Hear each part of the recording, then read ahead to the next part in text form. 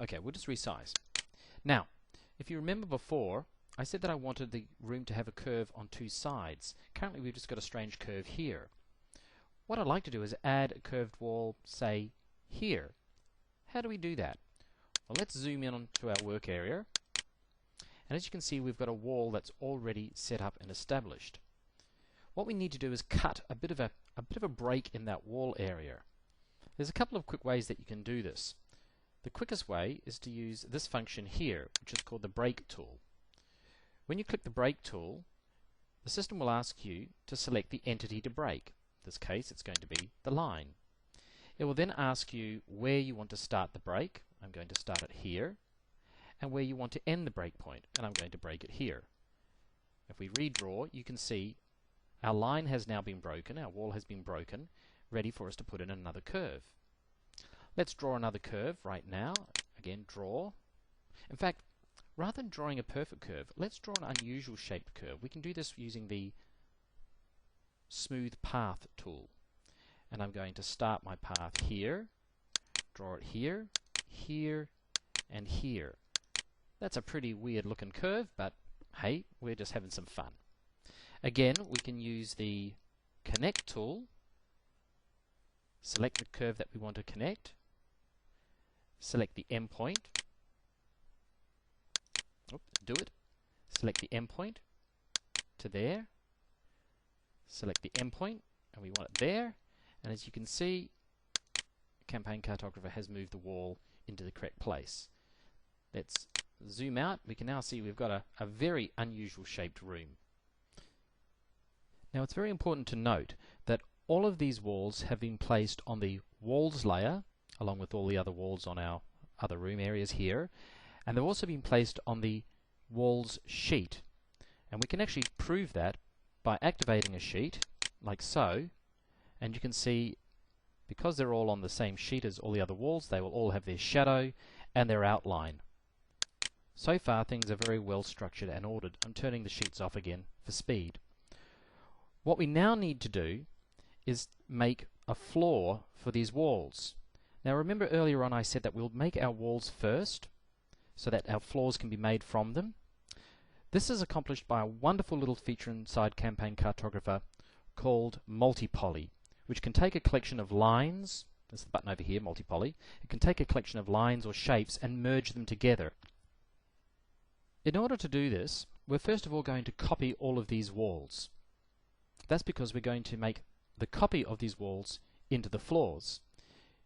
You can use the copy button over here to copy a whole bunch of walls, and we've clicked it, and then we'll just draw around all of our walls, and as you can see we have got 4 entities selected. Our curved section of the wall is one entity, our wall that came around here is another entity, this is another entity, another separate line, and finally the last wall here. 4 entities, so we know that we've got the right stuff.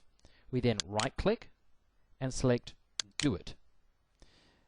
We select the point of where we want to start copying from, the origin, and then I'm going to drag them off the side of the map and whack them down here.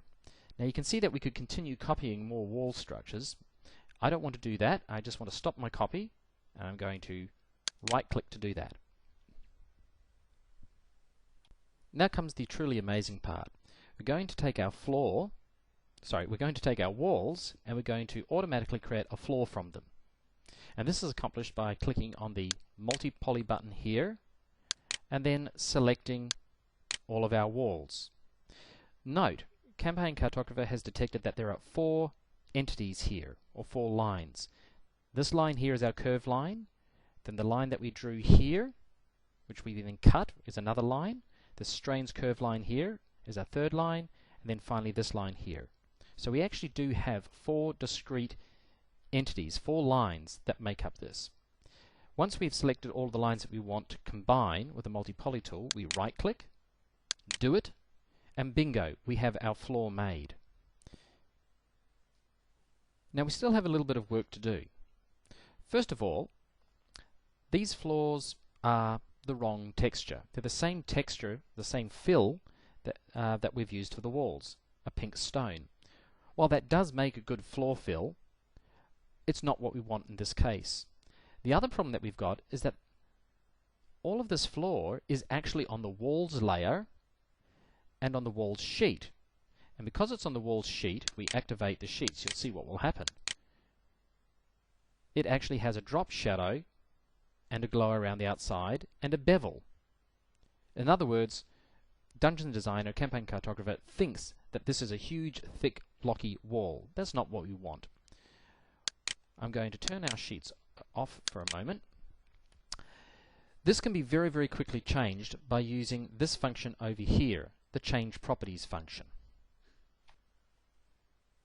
The wonderful thing about the Change Properties function is we can correct all of the problems of this floor, such as it being on the wrong layer and on the wrong sheet and having the wrong fill, in one hit. Let's click on it, and then we select the floor that we want. And as you can see, rather than being 4 separate entities, it's one entity. That's because our walls have combined, literally combined, to become one multi-poly, one complex shape. Once we've got selected, we right-click, and we say Do It. And with the Change Properties functions, we can select to place it on the Floors 1 background layer, on the Floors sheet, and we'll even change the fill style to be a walnut wooden floor. Unusual floor, true, but it's an unusual room. And clicking on OK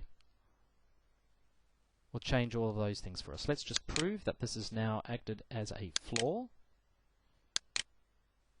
As you can see, we don't have the shadowing, but we do have that slight green hue on the inside.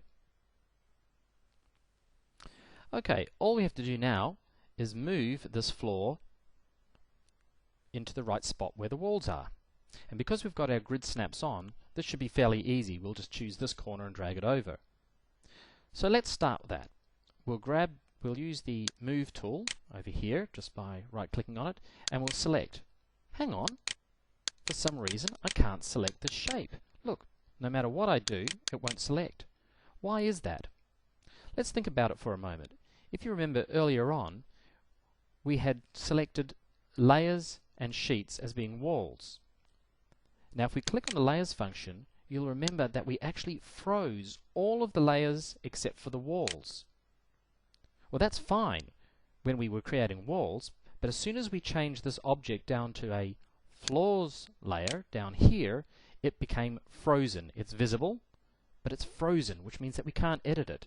So we need to click on this to unfreeze it.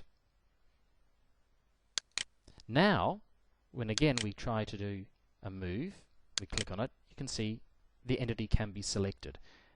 Right-click, do it, choose the point of origin, I'll zoom in on that corner, and I'll match it to that corner right there, and our snap should do the rest. By first impressions, it looks like the walls have actually been covered slightly by the floors, but don't worry about that.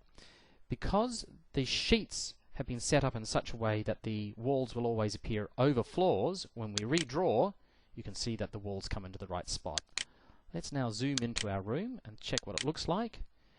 So far so good. We'll turn on our active sheets. Wow, absolutely spectacular.